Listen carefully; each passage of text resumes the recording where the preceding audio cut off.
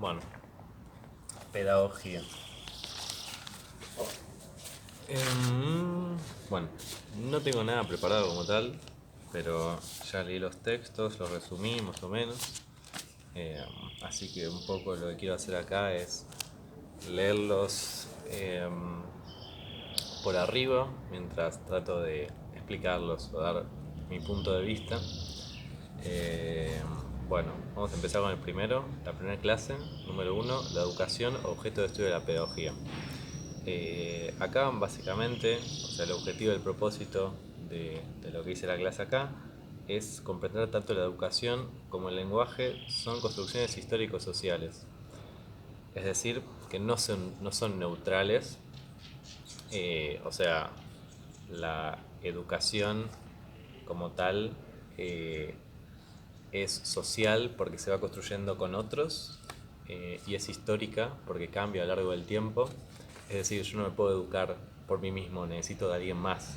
Aunque esté leyendo un libro, ese libro fue escrito por otra persona, así que siempre, directa o indirectamente, me estoy educando como tal con otros.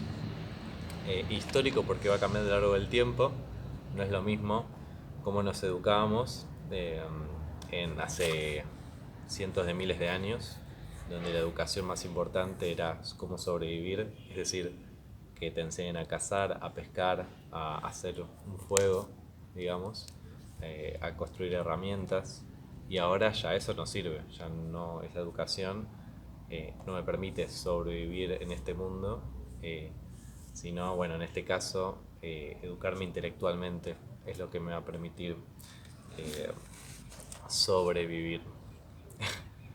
Eh, y que la educación está atravesada por factores políticos, culturales, económicos, históricos, epocales. eh, Todo esto influye en educarse. Y después en otro capítulo vamos a ver que está muy ligado a esto, de que la educación no es algo neutral, no es algo tampoco natural, que no quieren decir lo mismo pero se relacionan. Es decir, no es natural porque no es que sale de una planta, sino que lo hace el hombre, digamos, la sociedad, eh, y con propósitos y objetivos específicos. eh, Así que tampoco es neutral, o sea, tiene un objetivo. Después vamos a ver más adelante de que en un primer momento eh, la, la escuela como tal tenía como objetivo eh, crear o moldear a las personas para que sean aptas para trabajar en las fábricas.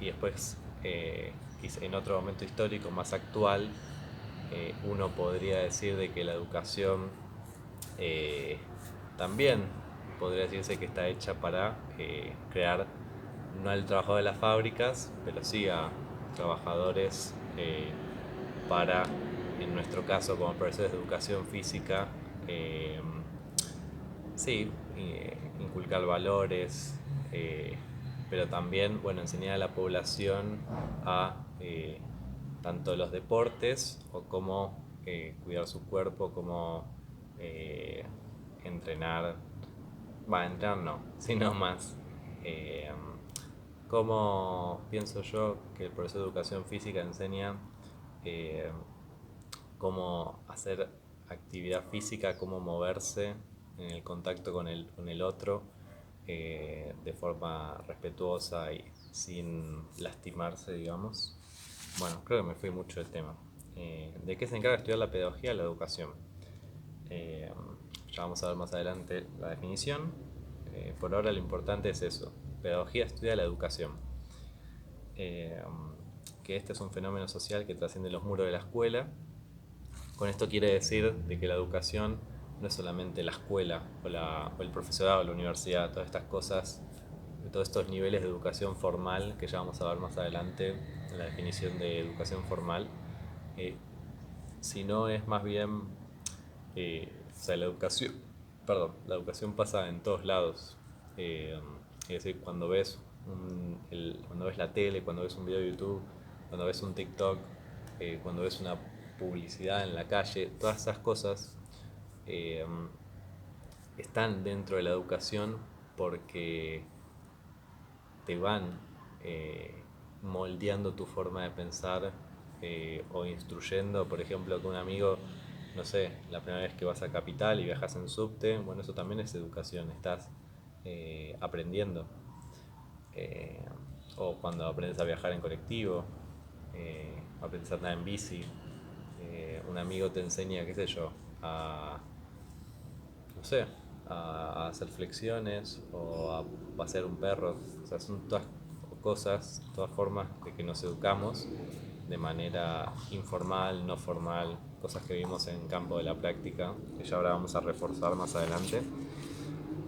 Y acá nos van a citar una historia pequeñita del salvaje de Aveirón, que en resumen es un niño que en 1799 lo encontraron en los bosques de Francia en un estado de primitivismo absoluto, es decir, nunca había tenido contacto con otro ser humano, fue abandonado desde muy pequeño y de alguna manera sobrevivió.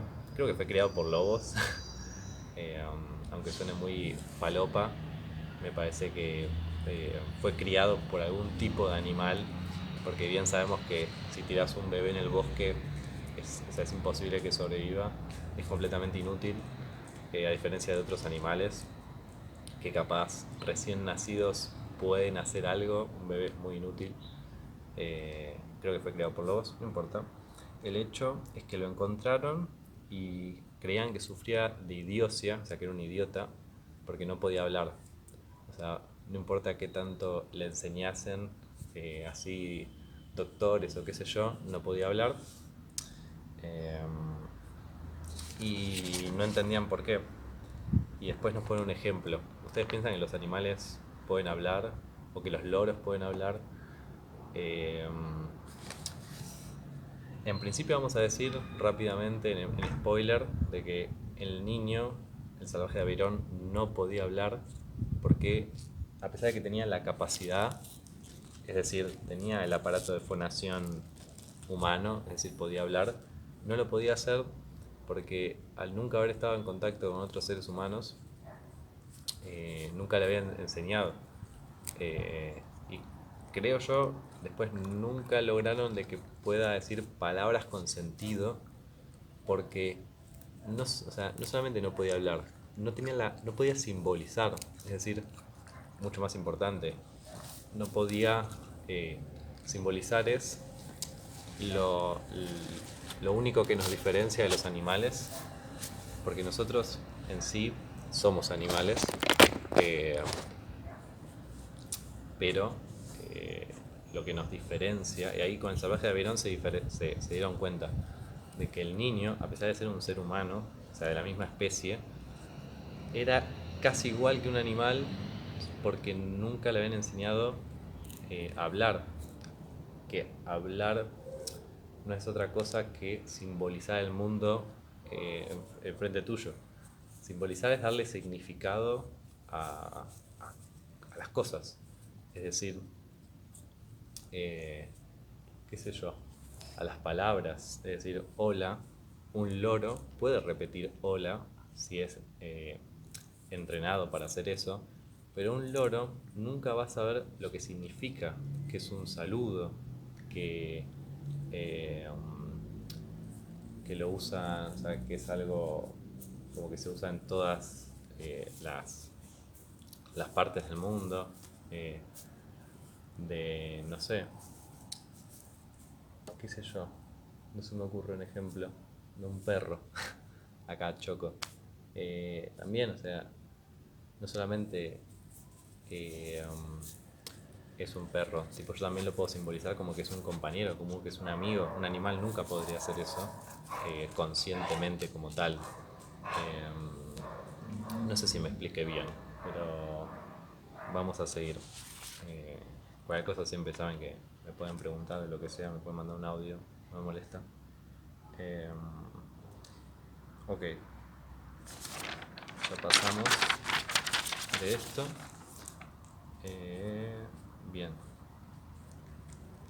Bueno, y la conclusión es que lo único que nos diferencia a nosotros a ser un animal como el salvaje de Aveyron, como que era como una especie de perro, pero en forma humana, es el contacto con los otros. Es decir, los otros nos enseñan cosas, nos enseñan a simbolizar, que es lo más importante, a darle significado a las cosas enfrente nuestro. El habla, o sea, nosotros a diferencia de los animales, eh, como que necesitamos educarnos sí o sí para sobrevivir, digamos. Porque sin los otros, sin la familia, sin los amigos, sin el contacto con el otro, somos igual que un animal. Ok, entonces esta parte es importante. Eh, la educación, las características de la educación como tal. Que la educación, la definición es la siguiente. Es el conjunto de fenómenos a través de los cuales una determinada sociedad produce y distribuye saberes. Una determinada sociedad, voy a repetir, produce saberes y los distribuye. De los que se apropian sus miembros y que permite la producción y la reproducción de esa sociedad. Es decir, permite producir saberes, es decir, nuevos saberes, y reproducir esos saberes. Eh, es decir, un saber ya viejo, instaurado, dárselo a otros es reproducir, y producir es construir un saber nuevo. Así que la educación es ese conjunto, es el conjunto de cosas, digamos, que hace que una determinada sociedad produzca y reproduzca saberes y los transmita a sus miembros. Y las características de la educación es que son 4. Es inherente al ser humano, eh, o sea, la tenemos sí o sí, o sea, todos nos educamos. El salvaje de Aveyron sería como eh, la excepción, aunque quizás se podría decir que sí se educó, porque se educó por lobos, pero bueno, en todos los seres humanos, el 99% nos educamos por otros humanos.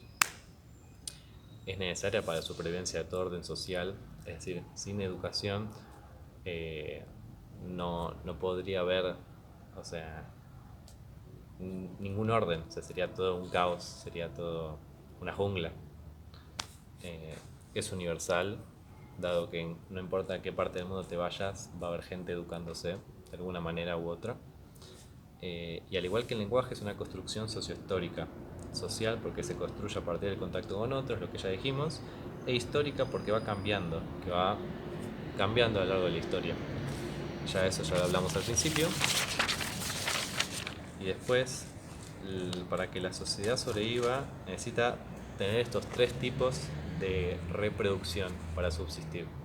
La biológica, es decir, tiene que haber más nacimientos que muertes, lógico. Económica, tenemos que una sociedad tiene que producir eh, como mínimo su alimento, su vestimenta y su vivienda, eh, ya sea producirla o vender algo y comprárselo a otro, pero necesita de ese tipo de reproducción, ¿no? Producción económica, reproducción económica. Es una reproducción, recordemos, porque no están de por sí creando eh, algo como tal. O sea, en la económica podría decirse que, no sé, crear ropa nueva, lo que sea, pero cuando hablamos de producción, es una producción más en el sentido de social, como por ejemplo, igual eso lo vamos a hablar más tarde, más adelante, eh, pero hablamos como más de sistemas económicos. Ponele es un buen ejemplo, como, no sé, nosotros como profesores de educación física, decirle a un niño que pareciera a primera vista ser muy malo en los deportes, decirle, mira, la verdad que no servís para hacer deporte, mejor quédate sentado y yo trabajo con los que están bien y son capaces, perdón, capaces no, son habilidosos o tienen la habilidad necesaria que yo considero para jugar este deporte bien. Estaría reproduciendo reproduciendo valores capitalistas, digamos, donde el más fuerte, me quedo con los que saben, entre comillas, con los más fuertes, eh, aunque los más fuertes entre muchas comillas, porque solamente en este deporte específico. Quizás ese niño en otros deportes o en otras actividades físicas que no tienen por qué ser deportes, eh, es mejor o es competente o es mucho más competente. Eh, Eso sería reproducir valores capitalistas, ¿no? Reproducir siempre ténganlo en cuenta con reproducción de lo actual, del status quo. Y producción es salirse de ese status quo capitalista actual, eh, y tratar en este caso, como nosotros como profesores de educación física, incluirlos a todos, eh, ya que trabajando en escuelas, por lo menos, no estamos viniendo a competir o a crear el mejor equipo de fútbol o lo que sea, sino estamos viniendo a que los chicos hagan actividad física y aprendan valores mediante la actividad física. Y dijimos, biológica, para que una sociedad sobreviva, tiene que haber reproducción biológica, económica y cultural. Que dice cultural, tiene que ver con la transmisión a sus nuevos miembros de los saberes considerados valiosos. Eh, con la cultural, saberes considerados valiosos. No sé, se me ocurre, me parece, como argentinos, como el mate. Cómo hacer un mate. Es un saber considerado valioso. Eh, no sé, cómo viajar en bondi o en subte. O sea, son saberes que necesitamos para vivir en sociedad. Ok. Y después pasa la relación entre saber y poder. O sea, entre conocimiento. ¿Cuál es la relación que hay entre conocimiento, entre saber algo y el poder? Y acá nos va a decir de que define el poder como la capacidad de incidir en la conducta y los pensamientos del otro para moldearlo. En primera instancia parecería que el poder lo tenemos como algo malo. O sea, como que no, yo no quiero que alguien incida en mi forma de pensar y la moldee mis pensamientos. Pero ¿qué pasa? No es necesariamente como algo malo, porque ese mismo cambio puede ser usado para algo bueno. Yo puedo, en mis clases como profesor de educación física, moldear los pensamientos y la conducta de mis alumnos para algo positivo.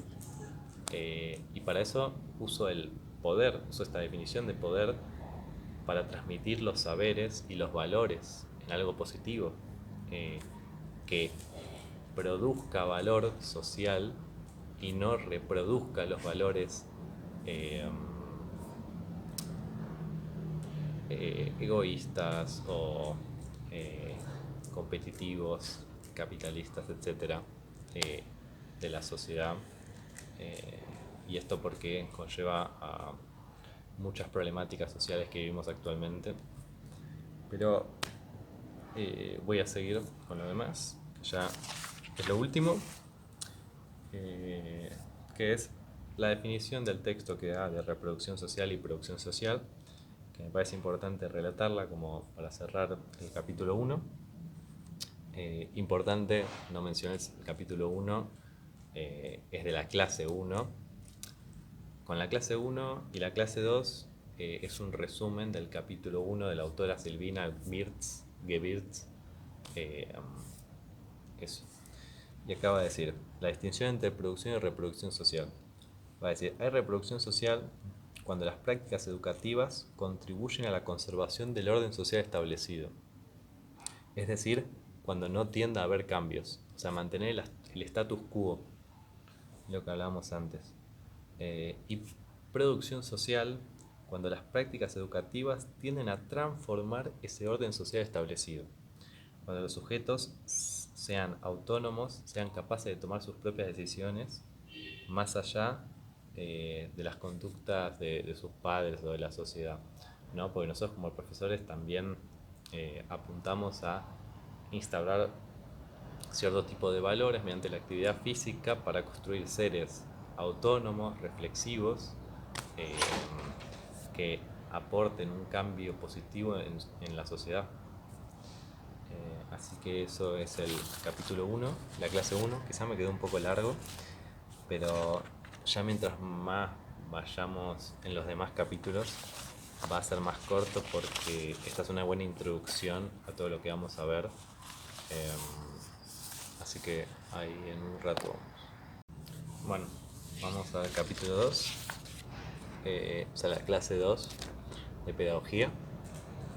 Las posibilidades de la educación. Eh, Acá nos van a meter en dos conceptos.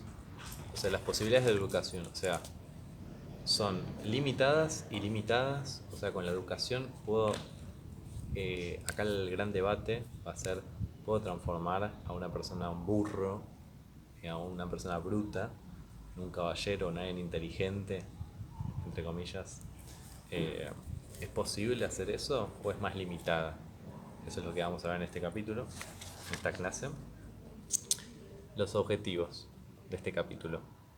Entender que las prácticas educativas formales y no formales se sustentan en concepciones antropológicas, es decir, el estudio del ser humano.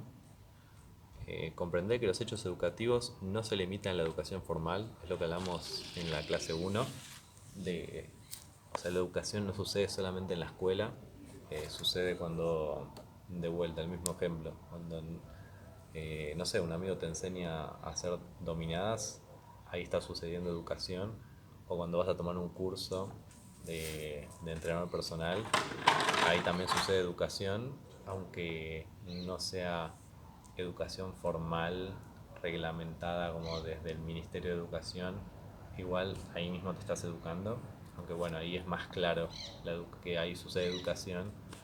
Pero también, no sé, en un curso de arreglar heladeras, por ejemplo, también. O si tu viejo te enseña a arreglar heladeras, ahí también. Aunque la primera, el curso, es educación eh, no formal, y tu papá o un amigo enseñándote a arreglar heladeras, sería informal, porque no está, no, como que no pasa ningún tipo de control, es como muy así nomás, digamos. Aunque quizá un amigo enseñándote a arreglar heladeras te enseña mejor que el curso, no importa, al no estar como reglado por nadie, se considera educación informal. No que una sea peor que la otra, pero son distintos tipos de educación. Bueno, vamos a seguir analizando el texto de Silvina Geertz, la autora. Eh, ok, y acá nos va a decir, bueno, en la clase anterior, la educación es el objeto de estudio de la pedagogía, posee ciertas características y que se trata de una construcción sociohistórica, ya lo hablamos. La manera de concebirla y llevarla a cabo ha variado a través del tiempo, a través de los intereses y las necesidades del contexto. Muy importante entender que la educación varía según necesidades e intereses, usualmente de los que están arriba, de los otros. O sea, no es neutral, no es objetiva, es subjetiva el modo de eh, impartir educación, ¿no? Y acá otro nombre, Emily Durkheim, que fue un sociólogo francés, va a decir otra definición de la educación. Recordemos la definición de educación del capítulo 1, que era, un segundo acá, la educación de Silvina Geertz, recordemos, de la educación es el conjunto de fenómenos a través de los cuales una determinada sociedad produce y distribuye saberes, de los que se apropian sus miembros y que permiten la producción y la reproducción de dicha sociedad. Y acá en la definición que nos va a dar de educación de Emily Durkheim, que un sociólogo francés del siglo XIX, otro tiempo histórico completamente distinto al de Silvina Geertz, que es más contemporánea. Esta no, siglo XIX, Emily Durkheim. Es la acción ejercida de las generaciones adultas a las generaciones más jóvenes, eh, para que estas últimas incorporen o asimilen el patrimonio cultural. Como acá dice, esta concepción representa una época. Eso es importante, o sea, representa una época donde ya nos damos cuenta por la definición, se veía a las generaciones jóvenes como, eh, por decirlo así de bruto modo, como yo lo entiendo, como gente que no sabe, gente poco espabilada, que necesita que las generaciones adultas le enseñen a ellos y le inculquen el saber, porque estos no entienden, no saben, eh, y necesitan que las generaciones adultas les transmitan los saberes. Eso representa una época, como el siglo XIX se entendía en los más jóvenes. Importantísimo. Y nos va a decir, esta concepción representa una época, ya que, perdón, ya que este pensador no era el único en entender a la educación de esta manera y se corresponde con las características sociales y culturales de ese momento histórico. Es lo mismo que habíamos hablado antes, de que representa una época y de que cambia a lo largo del tiempo, de la historia de la educación. No es lo mismo la educación hace 200 años que ahora, cambia radicalmente. Porque vemos que Silvina Geertz, con su definición de educación, es una definición como más amplia, eh, menos cuadrada, digamos. Bueno, y hablando de esta definición, la segunda, la de Emily Durkheim, Silvina Geertz sostiene que constituye un reduccionismo considerar que la educación solo puede darse de adulto a niño, de adulto a joven. Y acá nos va a decir, porque Silvina Geertz nos va a decir de que la educación también pasa intra, intergeneracionalmente, es decir, entre misma generación, un joven le puede enseñar a otro joven, eh, y también entre generaciones, la clásica, digamos, intrageneracional. Eh, a ver, ¿está bien como lo estoy diciendo? ¿O me estoy confundiendo los términos? A ver.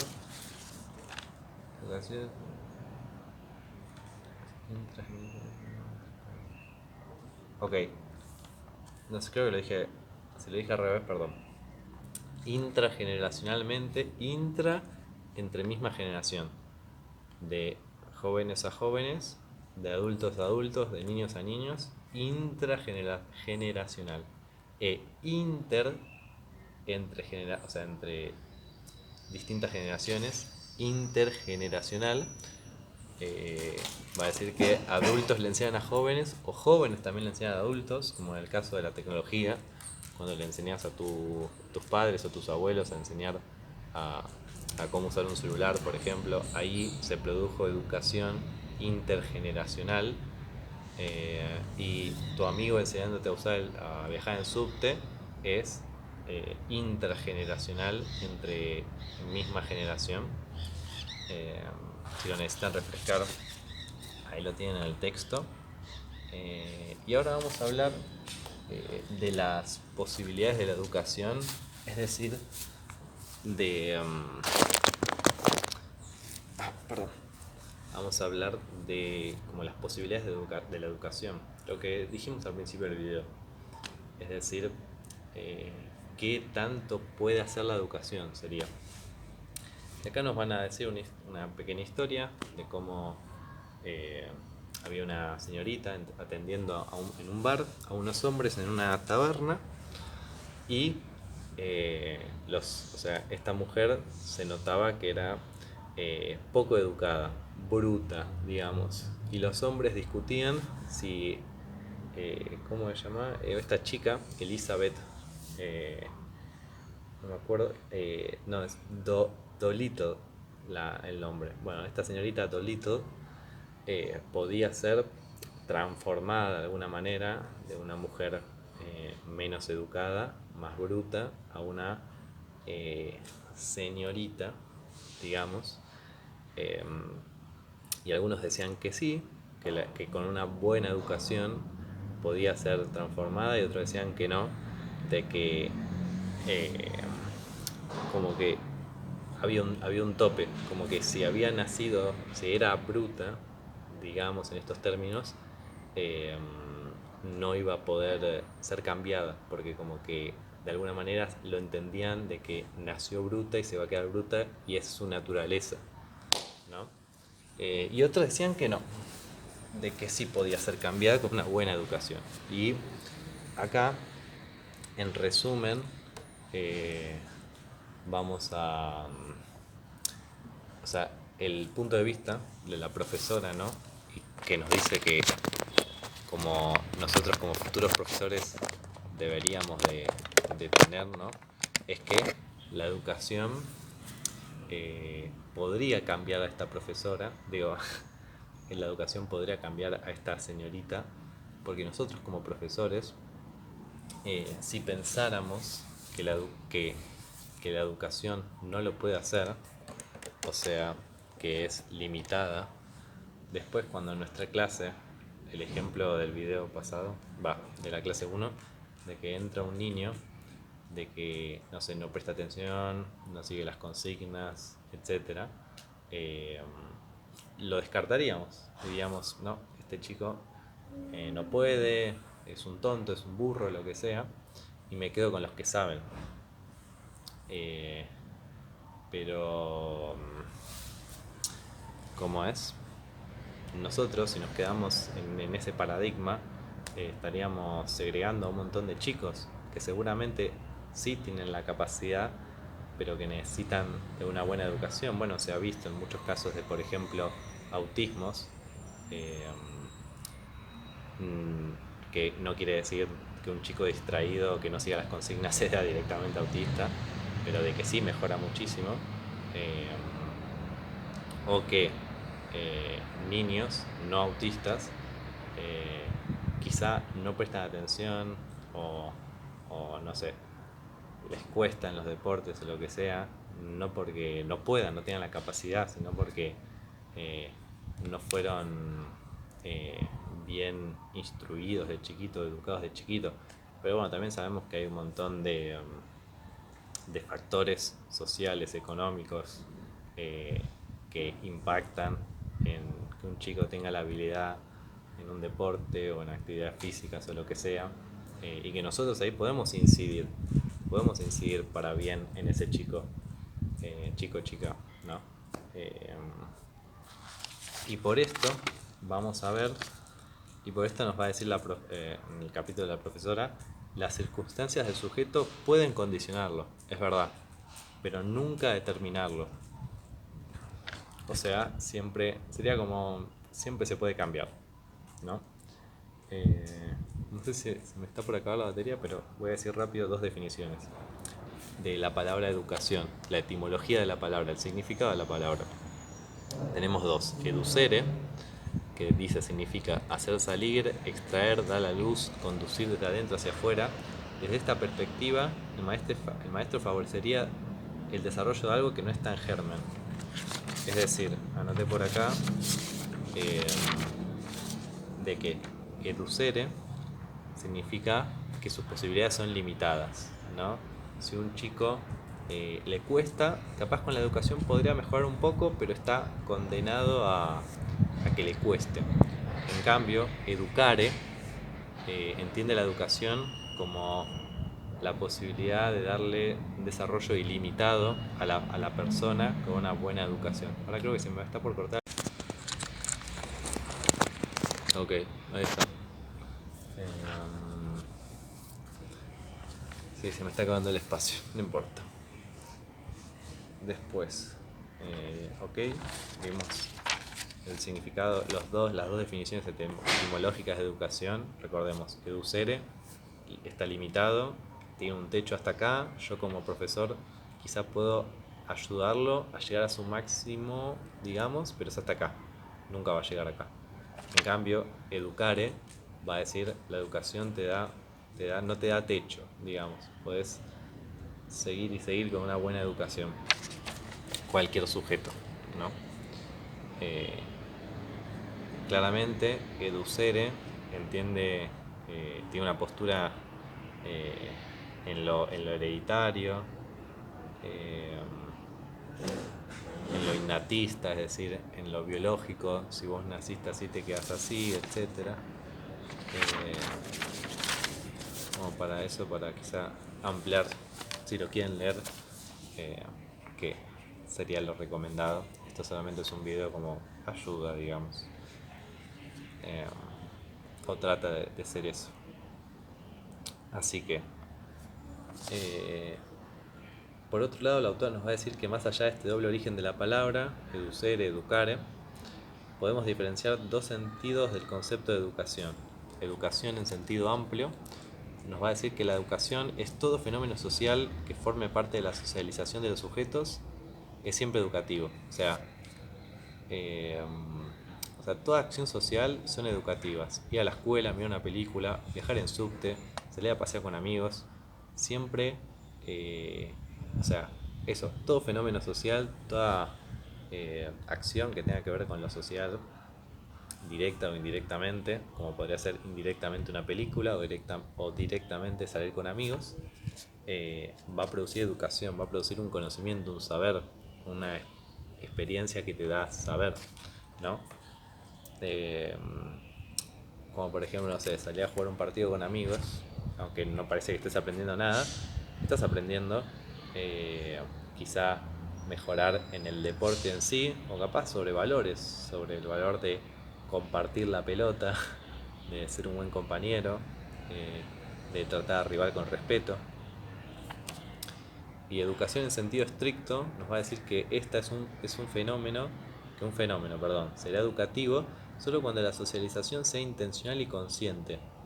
Eh, es decir, solamente se produce educación cuando yo conscientemente digo, ok, me voy a educar acá o en esta situación. Es decir, ir a la escuela o ir al profesorado, ¿no? Estamos conscientemente yendo a aprender. Eh, pero podría ser no solamente la educación formal, podría ir al mismo partido con amigos, pero si yo conscientemente voy a ese partido para aprender, ya también estaría dentro de la educación en sentido estricto. Eh, como, o algo más claro, ir a pasear con amigos al teatro eh, o al museo, ¿no? Misma acción, pero con una intencionalidad y la conciencia de que voy a educarme. Ok. Eh, También es útil, capaz lo tendría que decir al principio del video, es útil tener el papel, la clase al lado tuyo y leyendo mientras voy hablando del tema para que te ubiques mejor. Eh, y acá va a dar una definición de socialización y va a decir, cuando hablamos de socialización hacemos referencia a un proceso que encaran los sujetos desde el día de su nacimiento, donde tienen el primer contacto con el otro, que no se termina sino con la muerte.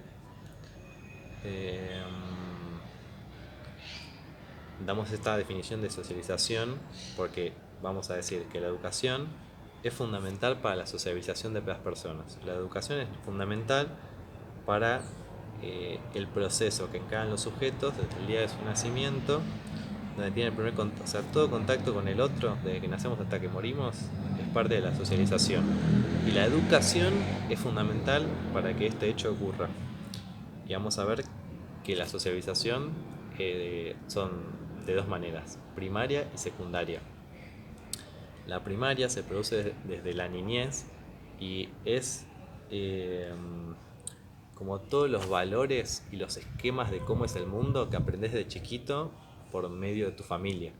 Como el primer contacto que tenés con el mundo y la adquisición de lo que está bien, lo que está mal, qué se debe hacer, qué no se debe hacer, cómo se debe actuar, hasta la formación de la misma personalidad de uno, ¿no? Bueno, eh, y es importante de que este tipo de socialización, la primaria, al estar muy arraigada con los sentimientos muy fuertes, ¿no?, de la familia, es muy difícil cambiarla. Es decir, como un ejemplo, ponele que un chico nace y se cría en un barrio peligroso y de mucha delincuencia y de drogas y esos valores, esa moral, ese de saber qué está bien y qué está mal, va a ser muy distinto a un chico que se cría, no sé, en un barrio de alto poder social, eh, en Palermo, por decir algo, con uno que se cría en eh, Villa Zapito, por decir algo, sin ofender a nadie, eh, pero dando como ejemplo de la diferencia social, cultural, económica que se vive en estos dos lugares, y que estos chicos van a ser distintos y que también van a tener valores y crianzas distintas, y todo esto tiene que ver con la socialización primaria. Y después la secundaria es llevado a cabo por las instituciones educativas. Eh, es a través de este viene la incorporación de las pautas de comportamiento, reglas y normas para sentarnos en la sociedad. Eh, Tiene que ver con el aprendizaje y la adquisición de roles, eh, la, y, la amistad con los amigos, y la... ¿Cómo es? Y va a contar con otros esquemas distintos, con otros valores distintos que los que en principio la familia le inculcó. Eh, que este tipo de educación es más, no es tan fuerte y poderosa de alguna manera como la educación primaria. Pero bueno, esta educación es la que brindamos nosotros como profesores, ¿no? Que aunque no sea tan fuerte, no significa que no sea útil, es muy útil, para dar otros esquemas a niños de cómo es la vida o la socialización o cómo la mirada frente al mundo. Eh, ok, y vamos a pasar a los tipos de educación. La educación puede ser clasificada en educación formal, instituciones educativas, no formal, eh, todos procesos educativos sistemáticos, o sea que tienen una sistematización de una vez por semana, por ejemplo, ir a un curso, a educarse, cursos, talleres, lo que sea, capacitaciones, pero que tienen, o sea, estos dos, educación formal y no formal, son las dos sistemáticas, pero la diferencia es que la no formal no sucede en las escuelas o en las universidades, por ejemplo, como instituciones educativas, eh, más, eh, con una, como más organizadas, con una bajada de línea del ministro de Educación. En cambio los cursos o los talleres no tienen esa bajada. Y la educación informal va a decir que son aquellos procesos educativos que no se dan dentro de una institución educativa y que son asistemáticas. Es decir, no es como que una vez por semana vas a un lugar a educarte. Acá como ejemplo va a ser una charla, lo que hablamos de siempre, cómo viajar en subte. No es asistemático, no es que tu amigo te dice, mira, vamos a hacer un curso de 2 semanas para viajar en subte, nos vamos a encontrar 2 veces por semana y te voy a enseñar a viajar en subte. No, es como mucho más espontáneo, no está planificada, ¿no? Eh, y bueno, esta es la definición de educación sistemática y asistemática. Nos va a decir que se trata de una acción planificada, reglada, graduada, o sea, tiene una planificación, tiene una regla de cómo son las cosas, o de... sí, como que hay reglas, ¿no?, de convivencia. Y también está graduada, o sea, te dan una nota. La educación formal y la no formal es así. Y después está educación asistemática, que dice, se trata de las acciones que tienen un impacto en el aprendizaje, pero que no están planificadas, no hay reglas de convivencia como tal, cuando tu amigo te enseña a andar al subte, y tampoco hay graduadas, no hay notas. Y acá dice, como conclusión y por lo último, y basándonos en todo lo visto aquí, podemos afirmar que la educación no es sinónimo de escolarización. Educación no tiene que ver sí o sí con la escuela, pero la escuela sí tiene que ver sí o sí con la educación. O sea, la educación está acá y sale como un hilo, escuela, pero también sale otro hilo que es cursos, talleres, otro hilo que es todo encuentro social con el otro, también es educativo. Cuando veo una película también podría ser considerado educativo. Todo esto viéndolo en un sentido amplio. Pero recordemos que también, a ver dónde lo tengo, está acá, educación en sentido amplio, que es cuando hablamos de ver todo hecho como educativo, todo hecho social, que me socialice con un otro, directa o indirectamente como educativo, o en sentido estricto, que sí puede suceder fuera de la escuela, pero tiene que ser yo intencional y conscientemente. Voy al profesorado para educarme, voy a este curso o esta capacitación para educarme, voy al teatro o al museo con amigos, pero para educarme, no como una salida divertida, hinchar las pelotas, ¿no? Que no hay nada de malo con hinchar las pelotas. Ok, la educación no es sinónimo de escolarización. Sabemos que actos educativos hay en todos lados y no únicamente dentro de una institución escolar. Con esto terminamos el capítulo 1 de Silvina Wirtz. Ok. Vamos a la clase 3. Si se dan cuenta, va muy ligada cada clase. Ahora vamos a ver la clase 3, la desnaturalización de las prácticas educativas. Es decir, las prácticas educativas no son algo natural e intrínseco, no es algo natural como tal de la naturaleza, sino es algo que hace el ser humano, que no es objetiva, eh, con la desnaturalización se refiere a que no siempre estuvo acá, no siempre la escuela fue como la conocemos, cambió a lo largo del tiempo con objetivos y contextos distintos. Y es importante desnaturalizarla, o sea, no pensar que siempre fue así, para también poder cuestionarla. Eso es un poco el propósito de este capítulo, porque si nosotros naturalizamos las prácticas educativas, naturalizamos la escuela, naturalizamos cómo se enseña, de qué manera, la estructura de la escuela, los bancos, eh, los pupitres, naturalizamos todo eso y nunca lo cuestionamos, decimos, bueno, esto siempre fue así y como que viene de Dios y ya está. Y no.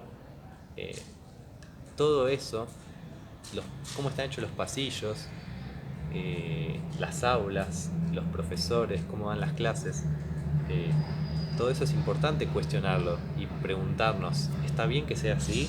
¿Podría ser de otra manera? ¿Podría ser mejor? ¿Qué objetivo tiene que los bancos y los pupitres y el pizarrón y esté todo tan estructurado de esa manera? ¿Cuál fue el objetivo? ¿En qué momento se planificó de esa manera? ¿Quién? ¿Para qué época?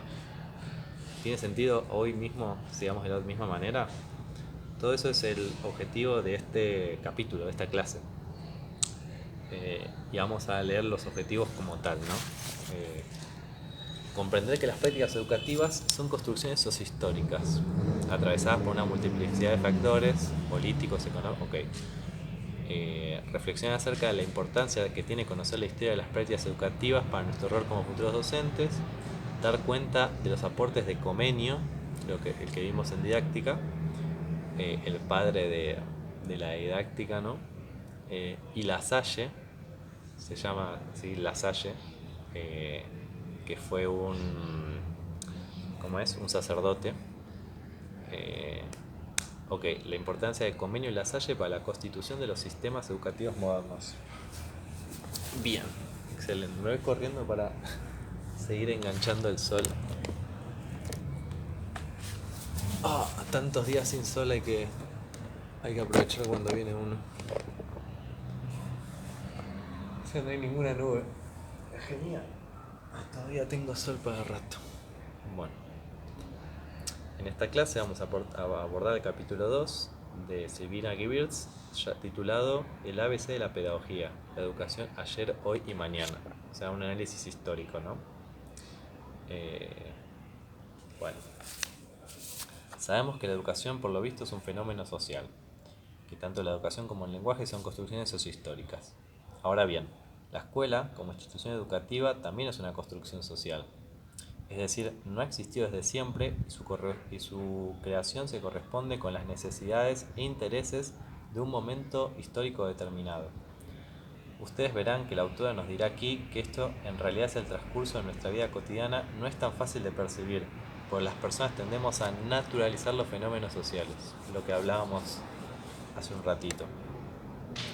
No nos preguntamos ni nos replanteamos el porqué o para qué de su existencia, sobre todo nuestras generaciones que no han asistido a la creación del surgimiento de las escuelas. Ahora bien, pedagogos contemporáneos, como importante, contemporáneos de nuestra época actual, como Silvina Gibberts, Marcelo Caruso, Inés Dussel y Pablo Piñau, todos autores que vamos a ver más adelante, entre muchos otros, sostienen que la mejor manera de desnaturalizar estos fenómenos sociales es conociendo su historia, la historia de la escuela, de cómo surgió. Preguntándonos, entre otras cosas, cuándo, bajo qué circunstancias, en qué contextos o con qué objetivos se crea esta institución que será la encargada de educar a las mayorías. Cabe preguntarnos aquí, ¿por qué es necesario que desnaturalicemos los fenómenos sociales? Y yo les diré en principio, lo natural es lo opuesto a lo social. Los fenómenos naturales así están dados y no dependen de nosotros, no se pueden cambiar. No sé, una tormenta o un terremoto o nuestra, eh, nuestra, nuestra especie humana como tal. Esos son los fenómenos naturales.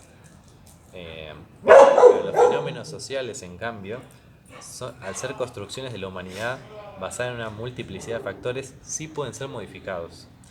Y para que ello sea posible, primero es necesario dar cuenta de su historia. Por lo tanto, nosotros como futuros educadores, el día de mañana, al ser conscientes de esto, contarán con una herramienta fundamental para, como sostienen Caruso y Dussel en el texto que vamos a ver ahora, en el texto que viene, para que nosotros podamos habitar el aula y no simplemente ocupar el aula. Después, cuando leamos el texto de Caruso y Dussel, vamos a ver la diferencia entre habitar el aula, estar ahí realmente y ocuparla y ser sujetos pasivos que no, que no hacen nada para que haya algún tipo de cambio. Ok. Bueno, después nos va a dar una pequeña historia de cómo las sociedades hace cientos de miles de años, la educación se daba, esto lo hablamos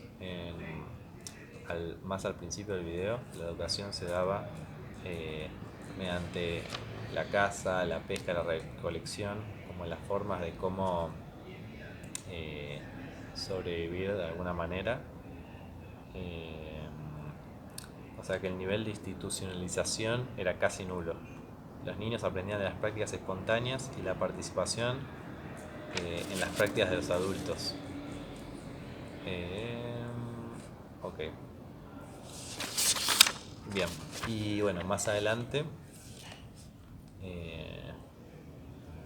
forma de transmisión de saberes antes de la creación de la escuela, la modernidad. Ok.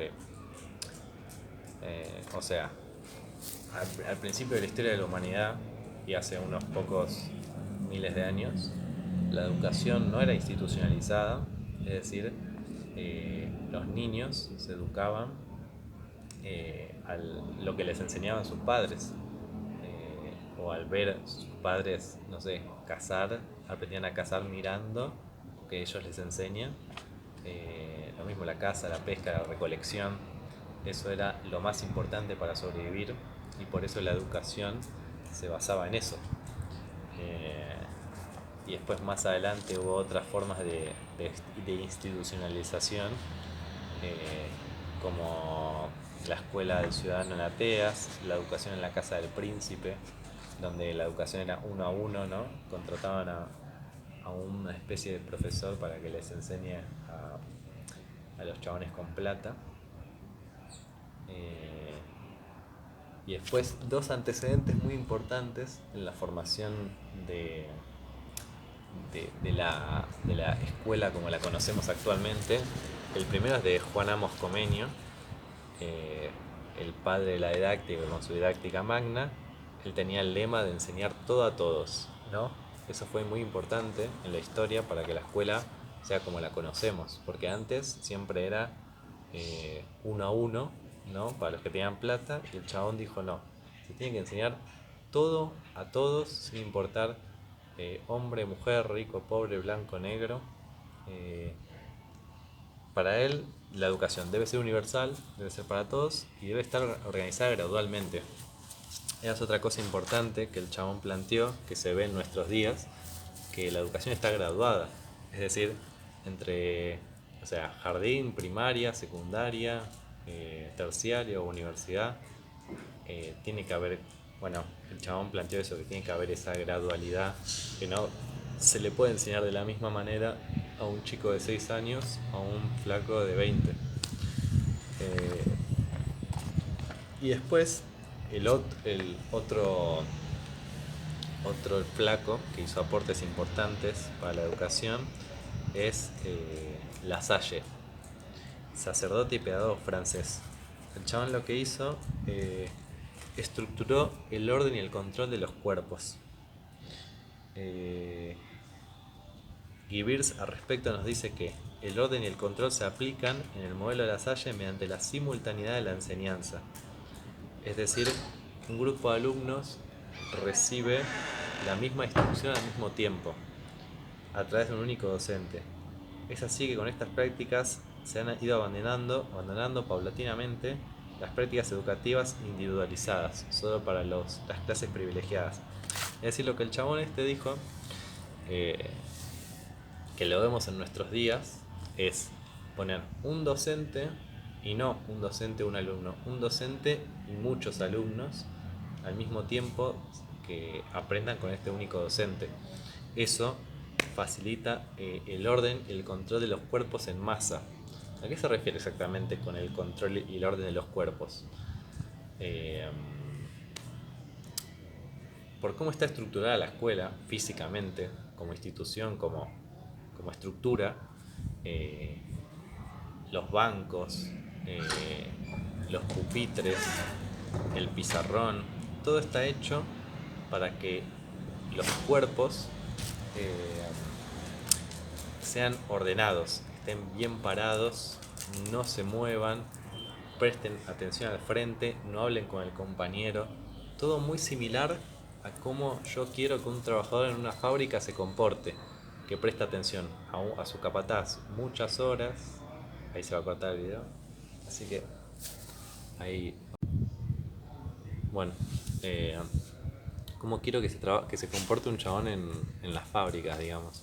Quiero que preste atención a su trabajo, no hable con el compañero, pueda hacerlo durante muchas horas, que no haga quilombo, todo eso, que descanse cuando la campana se lo diga, no cuando sus cuerpos quieran. A todo esto se refiere. Por ejemplo, un niño cuando está en una clase se tiene que sentar y tiene que mirar al frente, tiene que prestar atención. Me voy a correr más al sol.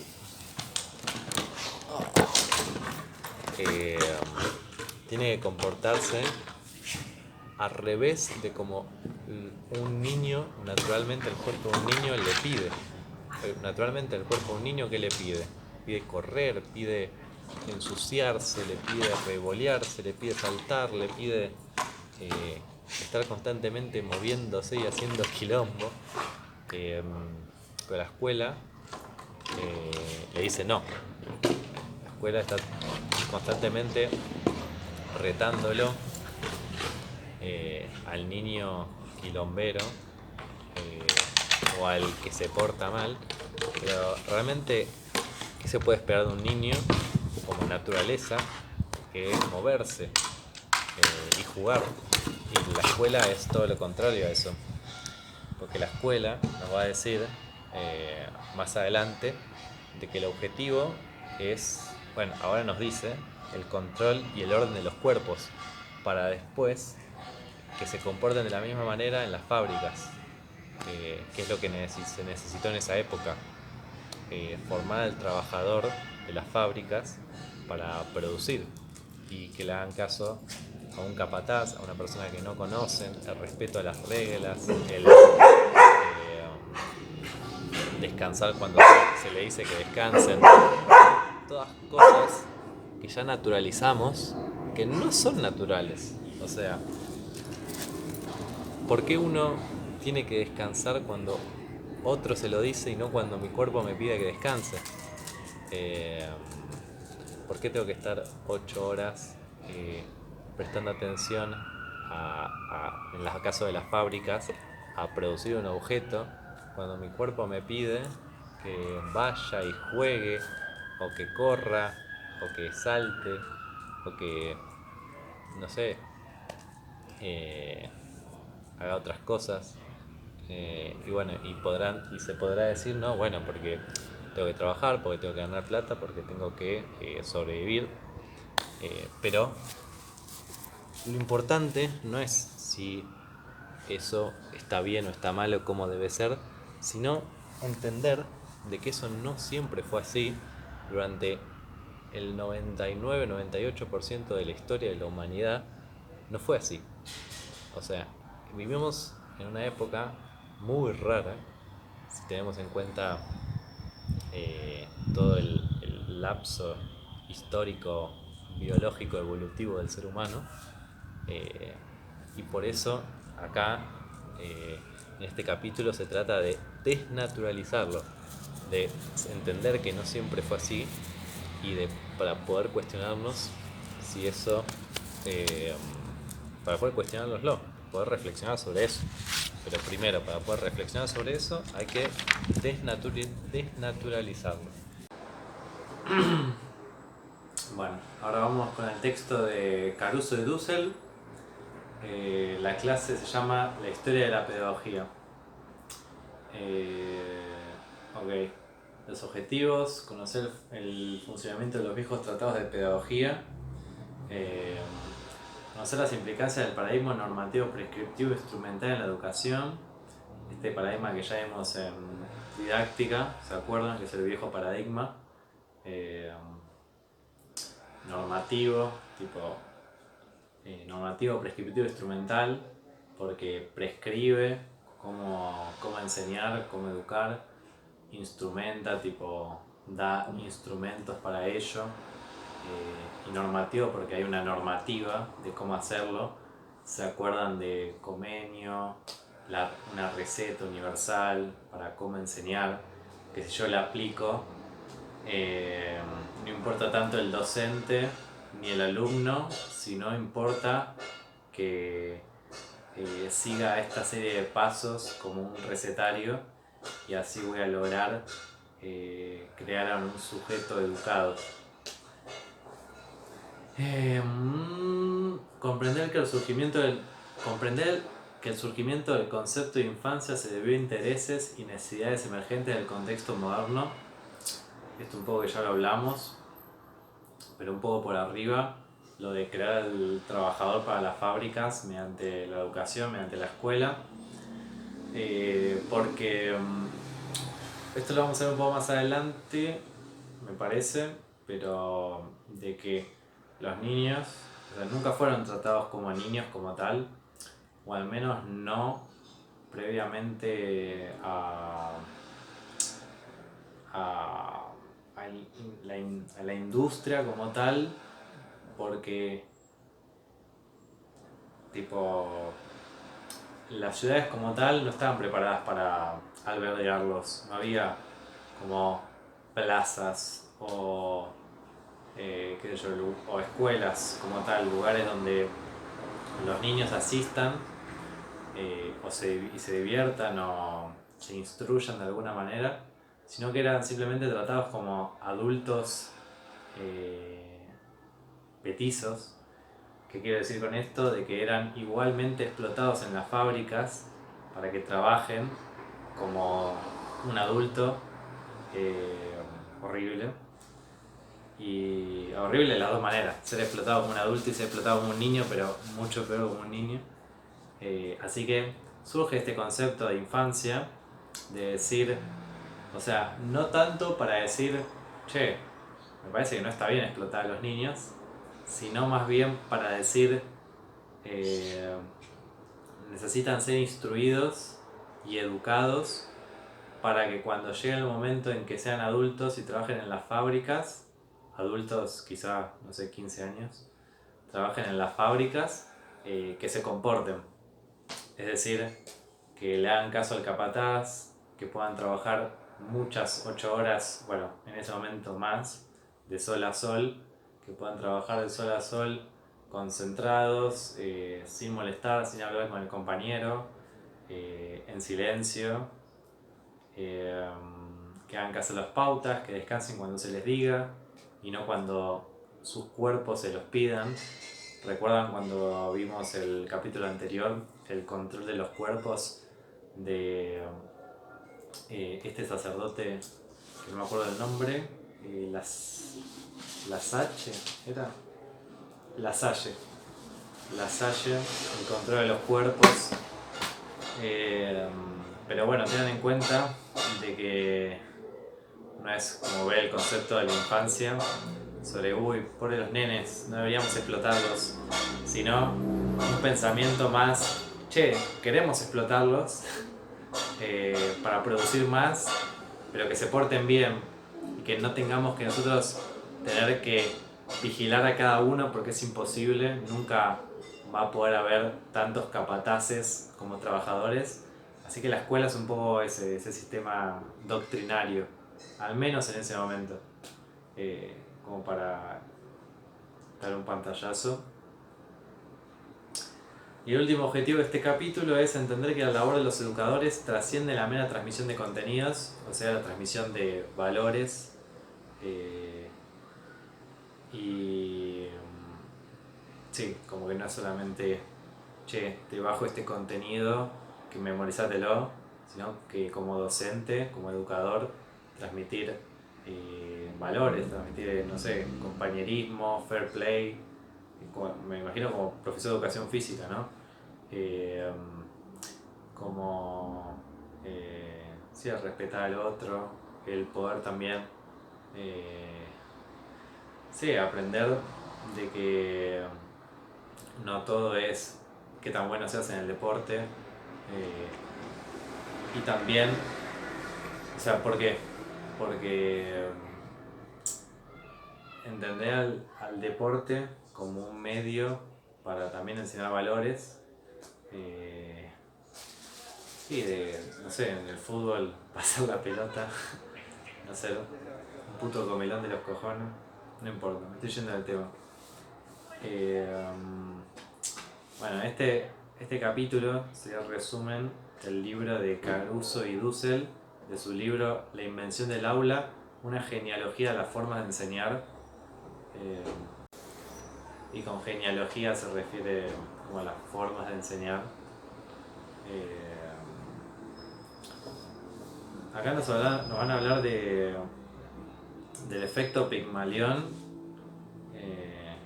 que tiene que ver. El efecto Pigmalión es de si yo, por ejemplo, trato a un niño como que no sabe, como que es un burro, como es un boludo, se va a comportar de acuerdo a cómo yo lo trato o lo que yo espero de él. En cambio, si a un niño lo trato como un chico inteligente, como un chico capaz, se va a comportar más como ese chico capaz, resolutivo.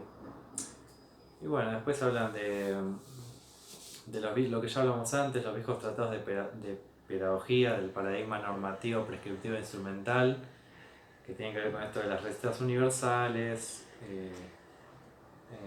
que no importa el educador o el alumno, sino aplicar la receta y con eso mágicamente sí va a producir enseñanza, que sabemos que no es así, también por lo que vimos nos habíamos quedado acá. A ver hasta dónde llegamos. La historia de la pedagogía, estábamos en Caruso y Dussel. Recetas universales, viejo paradigma, ok. Positivismo pedagógico. O sea que este último paradigma, el paradigma normativo, prescriptivo, instrumental, está basado en un concepto que es el positivismo pedagógico, que positivismo quiere decir que está basado en lo científico, en la ciencia. O sea que este paradigma estaba muy basado en lo científico, en la ciencia de su época. O sea, no tenía en cuenta los sujetos que participan de la relación pedagógica, es decir, educando, educador, profesor, alumno. O sea, solamente si se establecían los pasos, la receta, no importa la subjetividad del profesor o del alumno, el contexto, todo lo que vemos en didáctica, solo importa que se aplique la receta. Ok, también este último paradigma, normativo, prescriptivo, instrumental, tiene una relación entre la enseñanza y el aprendizaje causalista. O sea, yo te enseño y vos aprendés. O sea, es causal. Si yo te enseño, vos aprendés. O sea, no hay lugar para grises, no hay lugar para capaz otras explicaciones. Chicos que entienden y chicos que necesitan otra vuelta más o necesitan que se explique de otra manera, de otra metodología, de otra manera, con otros tiempos, etc. Todas esas variantes no las tienen en cuenta. Es tipo, te enseñé, aprendiste. O sea, tenés que aprender. No es un boludo. Era como un poco así. Entonces el niño que mostraron no haber aprendido iba a ser por su culpa. Porque no estaba apto para aprender y por lo tanto descartado del sistema. Esto es la escuela tradicional. Recordemos que escuela no es lo mismo que paradigma. En un paradigma hay varias escuelas y las escuelas pertenecen a un paradigma, ¿no? Paradigma acá normativo, prescriptivo, instrumental, y de acá bajan las escuelas. En este caso escuela tradicional o escuela tecnicista, por ejemplo. Ok. Y después otro concepto. O sea, acá van a ver de que, bueno, ya lo habrán visto en los otros textos que fuimos viendo, de que parece poco, o sea, en sí son 2 páginas, pero hay mucho concepto para explicar, para debatir, para conversar, que creo que es importante, por eso me hacen un poco más largos los videos, porque me parece importante hablar de la explicación detrás de esto, o al menos lo que yo creo. Acá dice que la definición de pedagogía moderna es que es una ciencia y un arte que se vincula con el enseñar y el educar. Acá hay un concepto de la pedagogía de ser un arte y una ciencia.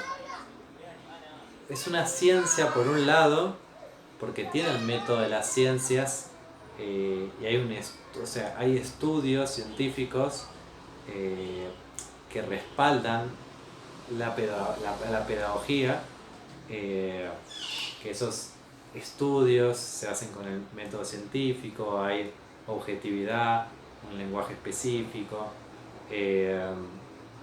todas características, o sea, tiene leyes, todas características que fuimos viendo en didáctica con respecto a la didáctica como tal, que es la ciencia de la enseñanza, y la pedagogía es la ciencia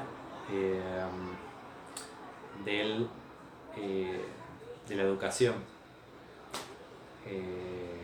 Ok, es una ciencia por eso, porque tiene métodos, tiene ciencia detrás, pero también es un arte, porque también va en cada docente cómo aplica lo que la ciencia le enseñó.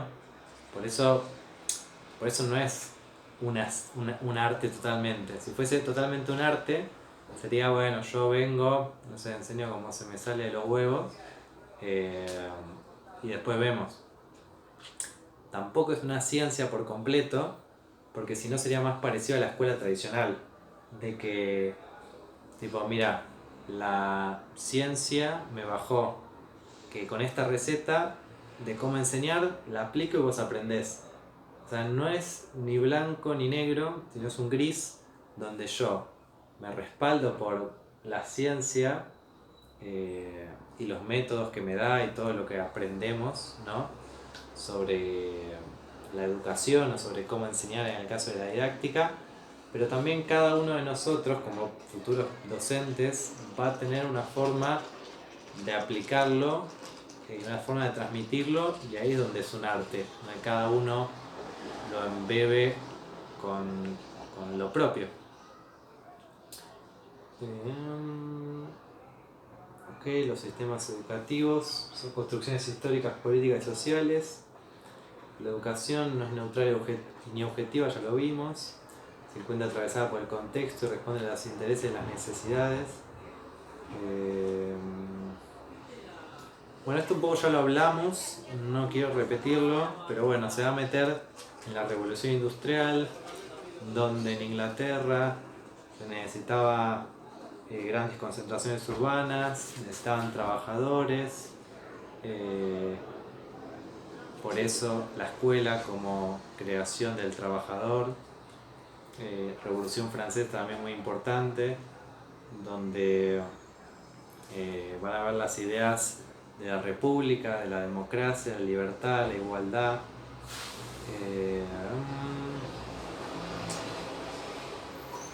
Ahora bien, es menester señalar que hicimos un breve repaso por estos acontecimientos históricos, ya que fueron los que van a dar inicio a la configuración de los estados nacionales modernos, que se implementarán a partir de estas ideas liberales, ideas basadas principalmente en la defensa de los derechos individuales y que establecerán la figura del ciudadano.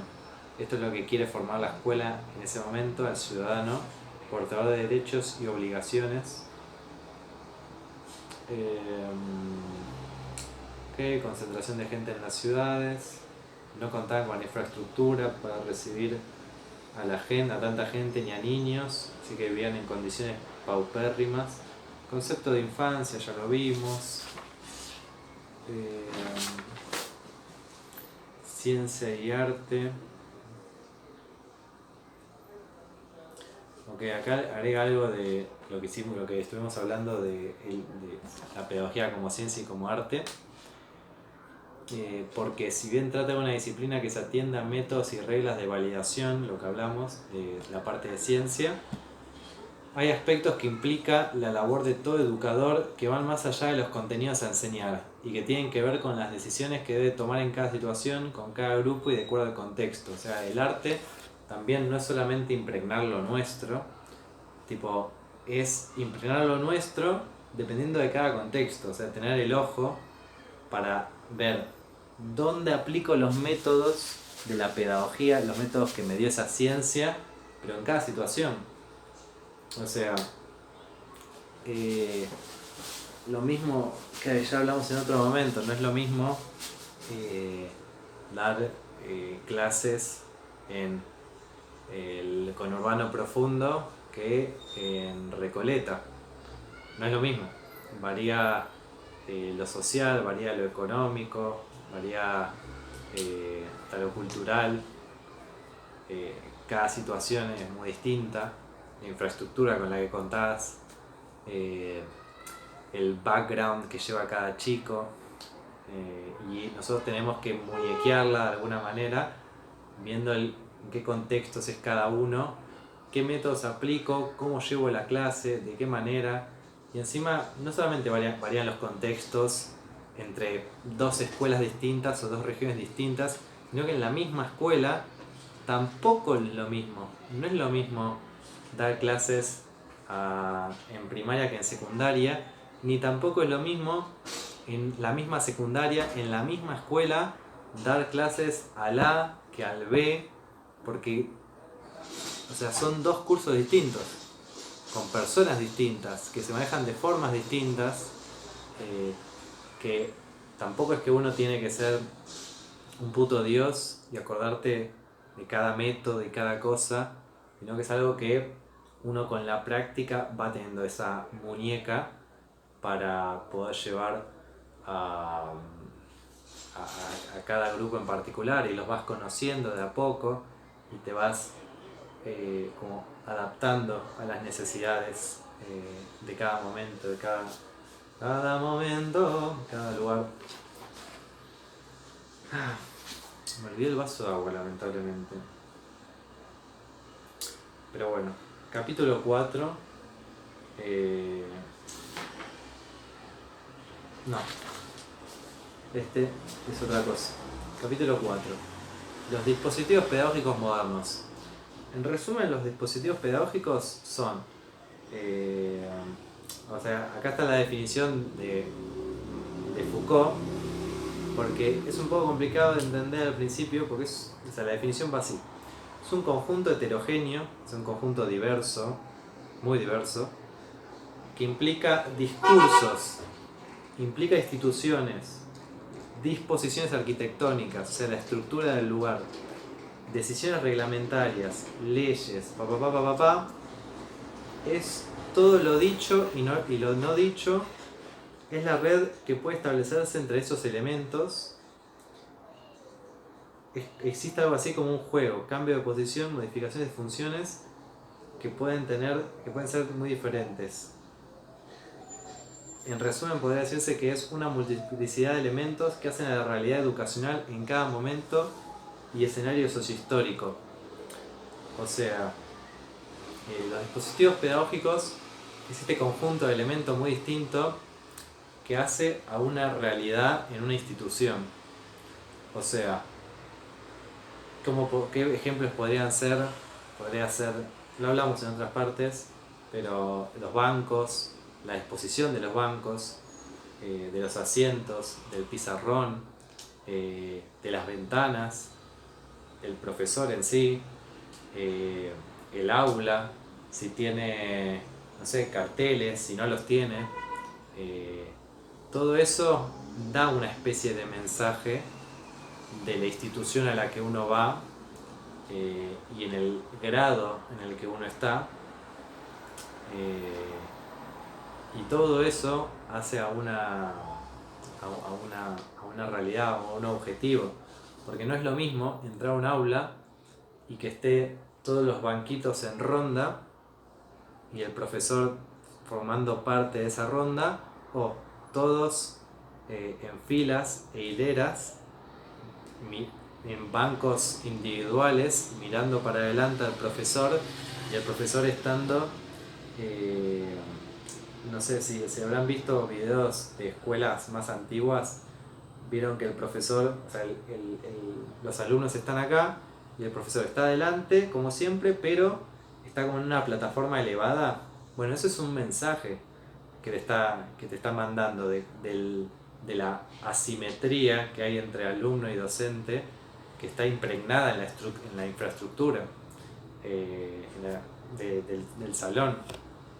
Todo eso es un mensaje, como que, bueno, claramente dice: el profesor está más arriba y los alumnos están acá abajo. Yo soy el que sabe, vos sos el que no sabe. Yo te transmito a vos el conocimiento. Ok.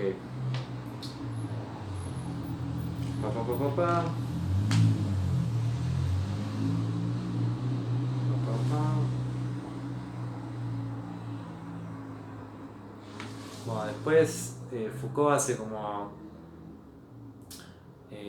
una comparación entre las instituciones modernas, de cómo la escuela tiene una gran similitud con las cárceles, los manicomios, los hospitales, como aparatos de control de masas, cómo sirven para direccionar o redireccionar a una población, y por eso hace alusión a este concepto de panoptismo, que es cómo la arquitectura de los edificios está pensada para la vigilancia de los cuerpos en forma constante. Las escuelas, por eso también la infraestructura de la escuela también se parece a una fábrica, porque está pensado para que sea así, para el control de los cuerpos. Con el control de los cuerpos, habíamos visto en otro capítulo que es decir, uno como ser humano naturalmente, como cuando era niño, tiene esta predisposición interna, intrínseca, a moverse, a correr, a jugar, a tirarse al barro, a explorar. Pero la escuela no es eso. La escuela no busca eso. La escuela busca lograr moldear al ser humano, al niño, para que se siente, escucha al docente, le haga caso, presta atención, no se distraiga, y haga lo que le dicen que tiene que hacer. Y eso se relaciona mucho con la desnaturalización de las prácticas educativas y de la escuela, con pensar esto de que no es natural. O sea, no es natural para el ser humano estar sentado 8 horas o 4 o las que sea, sentado, quieto, trabajando o estudiando. El ser humano, como cualquier animal, necesita moverse, por una cuestión que, bueno, tan conocido como salud física, pero también tan conocido como mental. Pero la escuela, y en sus inicios, y también se refleja en el día de hoy, que por eso es tan cuestionada y hace falta reflexionar sobre estos temas, de cómo la escuela sigue teniendo, sin darse cuenta, o sí,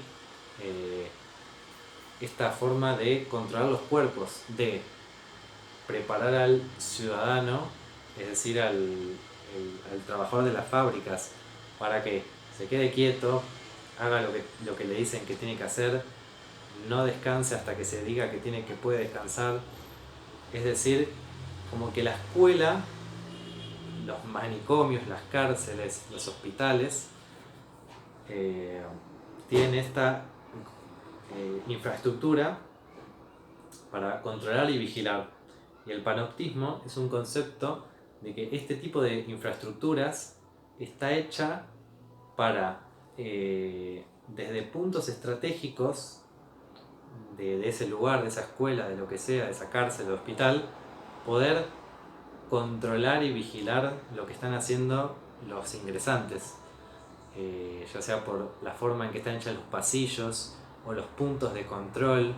Capaz, eso hablábamos un poco en clase, me parece, de que si se acuerdan, más que nada las escuelas estatales, por ejemplo, donde está el director, o donde, no sé, la sala de maestros, o la salida, o el patio, siempre el patio está en el medio, para poder vigilar desde todos los ángulos lo que están haciendo los chicos. Y quizás, si recuerdan, su escuela en el patio estaba en el medio, y todas las paredes y todo lo que estaba alrededor de ese patio, había ventanas para que puedan ser observados en todo momento. Y encima, con la llegada de las cámaras, lo que quiere lograr es el concepto de panoptismo, es que al uno sentirse observado constantemente, como cuando ves una cámara de seguridad, es muy probable que cuando pases por ahí te comportes de una manera socialmente aceptable. Por ejemplo, no sé, eras chico, estabas en la escuela y estás corriendo y corriendo por acá, y ves una cámara y te recomponés.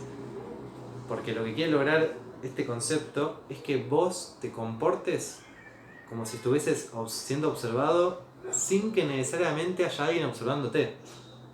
Como que vos seas tu propio vigilante y te estés corrigiendo constantemente hasta que no no tenga que haber alguien que te esté corrigiendo, que te esté diciendo no corras, por ejemplo. Que vos mismo te controles tus propios instintos de alguna manera. Es un poco macabro, la verdad. Interesante, sin duda. Bueno, nos quedan 2 clases. A veces estas últimas las estoy pasando muy por arriba porque siento que se me está haciendo demasiado largo. Así que vamos con los inicios del sistema educativo nacional. Comprender que los sistemas educativos son construcciones históricas, políticas y sociales, un poco ya lo vimos. Conocer el contexto de surgimiento de nuestro sistema educativo nacional, esto es la ley 1420, la educación común, capaz se acuerdan de las últimas clases, y establecer relaciones entre las necesidades de ese periodo histórico y el contrato fundacional de la escuela. Ok.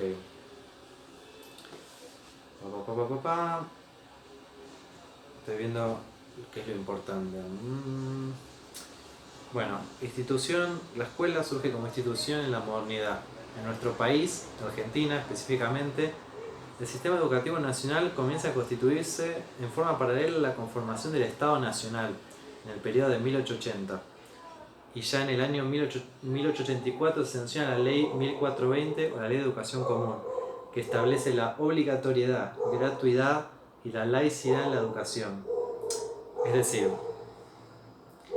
en el periodo en que nuestro Estado Nacional argentino se va conformando y nos vamos corriendo de la dominación española, nos vamos haciendo Estado Nacional Independiente, había algunos problemas. En principio, la mayor parte de la Argentina, de la nación, era analfabeta e inmigrante, es decir, no se sentían como argentinos como tal, se sentían como españoles, como rusos, como alemanes, como italianos, con sus propias creencias, costumbres, idiomas. O sea, cada uno hablaba, o sea, eran como, en vez de ser todo un Estado argentino unido, estaba como partido. Y el Estado lo que buscaba era unir todo eso, porque una Argentina dividida es una Argentina fácil de conquistar, por el temor de que vuelvan los españoles u otra potencia a conquistarnos.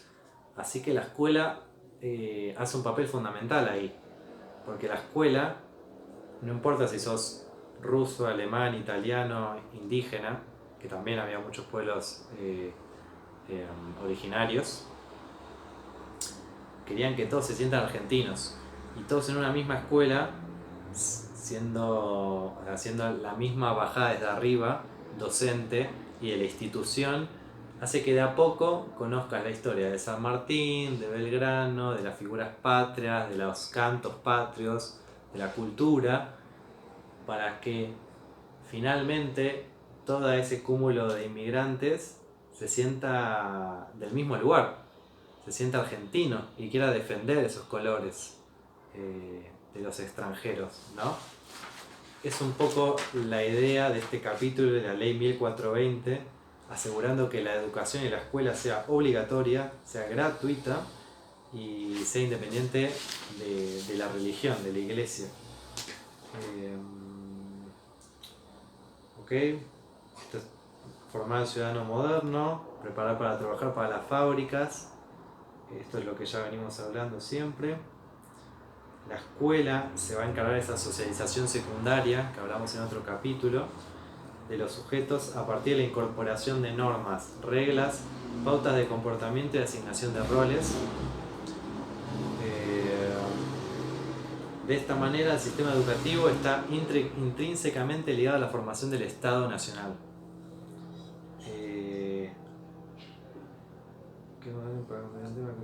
Bueno, tiene que ver con el contrato fundacional de la institución escuela. Este contrato va a determinar el mandato social que vienen a cumplir las instituciones educativas desde su creación y que, según la autora Patricia Sesca, articularía 4 lógicas diferenciadas. O sea, el contrato fundacional es como la responsabilidad de alguna manera que tuvo la escuela en la fundación del Estado Nacional. Y acá nos va a decir las 4 cosas que la escuela logró, o sea, con su objetivo, ¿no?, de formar el Estado Nacional. 4 lógicas. Lógica cívica, formar al ciudadano, recuerdan derechos, obligaciones, trabajar en las fábricas, un poco de eso. Lógica económica, formar para el trabajo, ciudadano, trabajador, fábrica. Lógica doméstica, cada civilización va a reproducir los saberes culturales con la esperanza de ir superando las desigualdades. Lógica científica, la construcción de nuevos saberes. O sea, la escuela se va a encargar de estas 4 cosas. Ahora nos propone ver el video, que está bueno, está en Classroom, iguales pero diferentes, historias de la escuela no tan común. Pero bueno, es un repaso un poco de esto.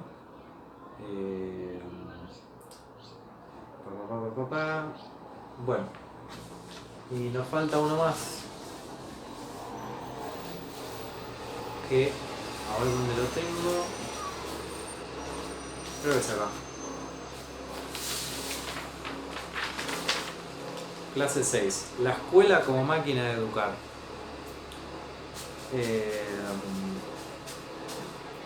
Bueno, acá Pablo Piñau, el autor, hace un análisis que se pregunta el triunfo de la escuela. Porque la escuela claramente triunfó, entre comillas, pero se dice triunfó no porque es perfecta o está re buena, sino porque a lo largo de los siglos y en el paso del tiempo de la historia, la escuela sigue en pie. O sea, muchísimas cosas o instituciones o formas de hacer cayeron, pero la escuela se mantuvo. Y todos los hechos sociales, va a decir, comenzaron a ser explicados como los triunfos o los fracasos de la escuela. Es decir, la guerra, fracaso de la escuela. Sistemas políticos, fracaso de la escuela. Desarrollo de las sociedades, fracaso de la escuela. O triunfo de la escuela. O sea, sistemas políticos también, triunfo o fracaso. O sea, toda la responsabilidad de lo que pasa socialmente es culpa o es triunfo de la escuela. Y ahora vamos a ver las 4 razones de por qué triunfó, pero que aún son insuficientes para explicarlo. Pero vamos a ver las 4 razones. Que la escuela es un epifenómeno de la escritura, o sea que es algo que viene después de la escritura, que está pegado ahí. O sea, de que como triunfó la escritura como método para esparcir la información de manera global, entonces la escuela viene a ser como esa máquina que te enseña a leer y escribir, y como la escritura fue tan importante, claramente leer y escribir también, así que por ende la escuela toma esa importancia. La segunda es la escuela como dispositivo de generación de ciudadanos. La escuela va a ser encargada de formar a ese ciudadano moderno, portador de derechos y obligaciones en el marco de un Estado liberal. La escuela como conquista social, o sea, como que la sociedad conquistó ese derecho, que, tuvo muchos años que no tuvo. Muchísimos siglos en donde la educación era reservada para las élites. Y el cuarto supuesto motivo de su triunfo es la escuela como aparato de inculcación ideológica en las clases dominantes. Es decir, de que los poderosos inculquen su ideología a la población para dominarla, ¿no?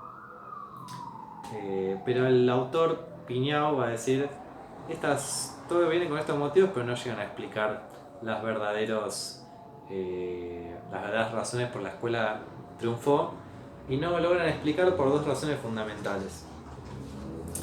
Y va a decir, en primer lugar, muchas de las interpretaciones sobre el proceso de escolarización lo funden con otros procesos sociales y culturales como la socialización, la educación en sentido amplio, la alfabetización y la institucionalidad educativa, o sea, por ejemplo, la alfabetización. O sea, no es lo mismo la escolarización, la escuela, que alfabetizarse. Uno puede alfabetizarse de muchas otras maneras, puede aprender a leer y a escribir. Eh, si bien estos desarrollos sociales están muy imbricados, cada uno de ellos goza de una lógica propia generalmente no contemplada. En segundo lugar, la mayoría de estas lecturas ubican el sentido escolar fuera de la escolarización. O sea, ubica el triunfo de la escuela fuera de ella.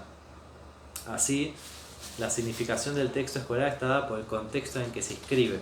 Pero esto no es así, porque la escuela nos va a decir de que fue mutando a lo largo de la historia. Así que es independiente del contexto en donde está.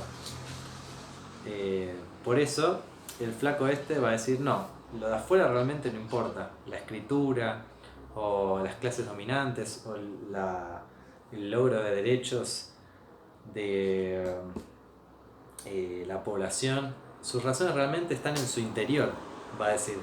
Y nos van a dar los 17 aspectos o razones interiores, o sea, del interior de la escuela por las que triunfó, y regulación artificial, uso específico del espacio y del tiempo, matriz eclesiástica, un fenómeno colectivo, el docente como ejemplo de conducta. O sea, un poco con estas razones quiere decir qué cosa, de que la escuela, la escolarización, termina siendo como un micromundo interno, alejado e independiente de su contexto exterior, y en este micromundo funciona, y la gente y las sociedades siguen eligiendo este micromundo para educarse, o al menos su socialización secundaria, por así decirlo, si queremos meter un concepto. Bueno, eso sería un poco todo. Perdonen que se me haya hecho tan largo, pero siento que a pesar de no ser muchas páginas, había muchos conceptos para explicar y para seguir conversando y seguir conversando ahora, que quizá me dejé atrás o que no terminé de explicar completamente, que tampoco soy ningún profesional, ningún profesor que da cátedra de la materia, solamente un estudiante. Así que por eso y por otras razones, como también seguir nutriendo todo este tema y reflexionar, porque además del parcial también siento que es interesante. Por eso, tranquilamente me pueden compartir cualquier duda o en el grupo, en lo que sea, para conversar y discutir y cagarnos a trompadas debatiendo estos temas. Así que poco más, ya saben. Nos vemos.